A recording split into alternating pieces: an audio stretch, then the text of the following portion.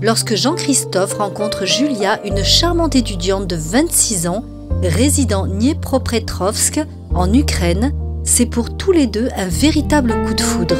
Rapidement, l'idée de ne plus se séparer devient une nécessité absolue. Aujourd'hui, après 10 années de vie commune sans nuages, le bilan est merveilleux.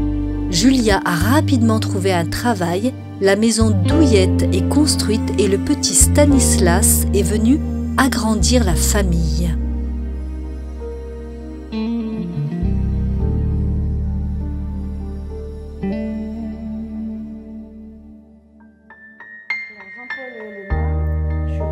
De vous présenter Julia et Jean-Christophe, qui est un couple marié maintenant depuis 5 ans déjà, et qui viennent nous présenter leur bébé maintenant qui a 2 mois et demi, qui s'appelle Stanislas, et qui fait des beaux sourires à son papa. Il fait du charme à son papa, oh là là, qu'il est chou. Hein? Et vous vous souvenez de qu'est-ce qui vous a poussé à vous faire inscrire à Eurochallenge? Alors c'était pour des raisons que j'avais plus confiance aux filles françaises et je les trouvais pas très motivantes, sérieuses. Oui, oui. Et vous, Julia, pourquoi vous avez eu l'idée d'épouser un mari français, non pas ukrainien? J'ai déjà eu un mari ukrainien, donc pareil, qui m'a très profondément déçue. Donc j'ai été divorcée et c'était pas spécialement que je voulais épouser un Français, mais une connaissance à moi m'a proposé de m'inscrire à Eurochallenge et j'ai dit pourquoi pas.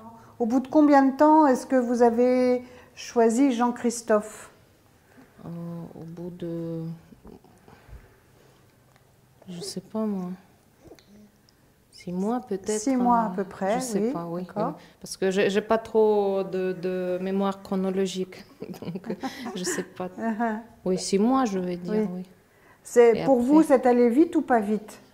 C'est allé normalement. Tranquillement? Tranquillement, sans aller vite. Voilà, oui. Ni lentement, donc... Et vous vous êtes rencontrés combien de temps après avoir fait connaissance à distance? Quand est-ce que vous vous êtes rencontrés vraiment? 3 mois, c'est ça. Au bout de 3 mois? Le premier baiser amoureux ou le premier baiser... Amoureux, oui. Amoureux. Ah oui, parce que c'est pas la même date. Ah oui. Amoureux, c'était, je pense, au bout de un bon bout de temps. Ouais, c'était quand elle est venue à Toulouse, oui. Voilà, vous aviez déjà décidé de vous marier ou pas? Ah, pas du tout, non. Pas du tout, d'accord.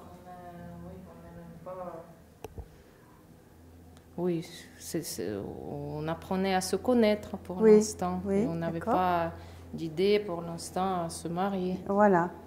Vous étiez venu donc faire connaissance du pays un peu, de la région toulousaine, en même temps que... Non, plus de Jean-Christophe que du pays. Voilà, oui. Voilà. Il fait des beaux sourires à son papa. Non, j'étais venue plus pour faire connaissance de lui dans son milieu naturel. Son milieu de vie, tout ça, oui. J'ai des beaux souvenirs de sa première venue en Ukraine, mais c'était plus folklorique et rigolo. Oui. Mais après, à Toulouse, c'est devenu plus romantique. On va dire que je suis tombée amoureuse quand j'étais venue à Toulouse. Ah, voilà, d'accord. Et après, Jean-Christophe, il m'a offert pas une bague de fiançailles, mais une bague d'amour. Ah, une bague d'amour. Il m'a fait une surprise en m'amenant. Il m'a dit, viens, je vais t'amener à un endroit et tant que tu choisis rien, on ne repart pas. Ah. Je me disais, où est-ce qu'on va et qu'est-ce qu'il veut faire? Donc, il m'a amené dans une boutique bijouterie. Il m'a présenté son copain bijoutier, ou je ne sais pas qui c'était, chez qui tu déposais des choses, des horloges. Et donc, il m'a forcé de choisir une bague. Parce que moi, je n'étais pas... peut-être il ne savait pas comment j'allais prendre son cadeau.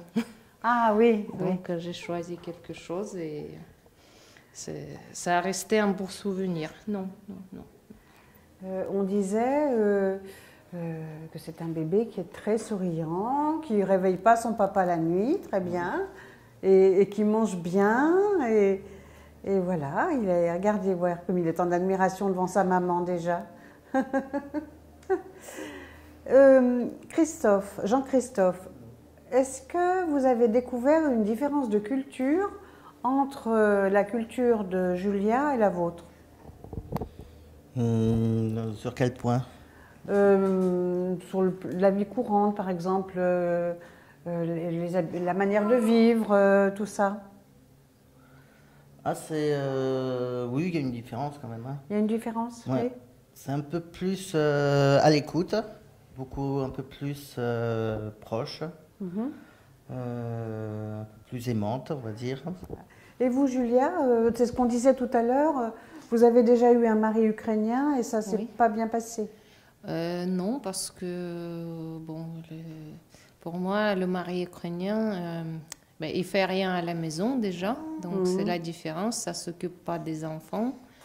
En Ukraine, principalement, c'est les femmes qui font tout. Qui font tout. Donc ici, la différence, c'est que l'homme, il participe. Il y a une participation. Voilà. Je ne sais pas si c'est tout le monde, mais tous les gens que je connais, c'est comme ça ici. Oui. La première fois que je suis arrivé en Ukraine, oui, quand il y a une différence quand même dans la vie. Donc quand je suis arrivé, déjà, il y avait Julia, donc.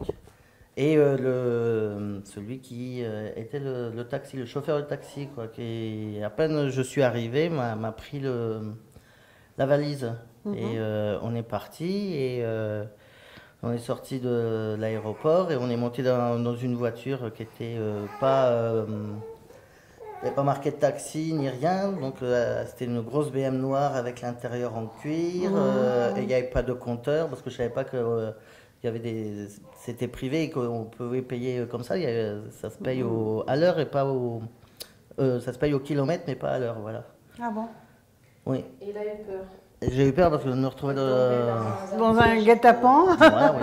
Avec une fille qui était avec le manteau en fourrure dans une BMW en cuir conduite par une voiture. Ah, oui, il va avoir peur. Ah, mais j'ai pas trop parlé au début. Parce que je l'ai vu très coincé dans le taxi, je ne comprenais pas pourquoi elle était tout crispée comme ça. Parce que pour moi, c'est normal, les taxis... Donc vous étiez dans le taxi, moi j'étais à l'aéroport, voilà, il y a plein de taxis à l'aéroport qui vous abordent même avant que les gens arrivent, donc qui proposent les tarifs et on discute le prix avant et après on part. Ça t'a étonné d'ailleurs en Ukraine, on discute toujours le prix avant de partir en taxi. Ah ouais. Jean-Christophe, même 5 ans après, je suis très heureuse de vous offrir un cadeau de mariage qui est un week-end en amoureux dans un relais château de votre choix. Vous avez ici la liste. Et ici, c'est un petit peu particulier puisque c'est un séjour spa et bien-être.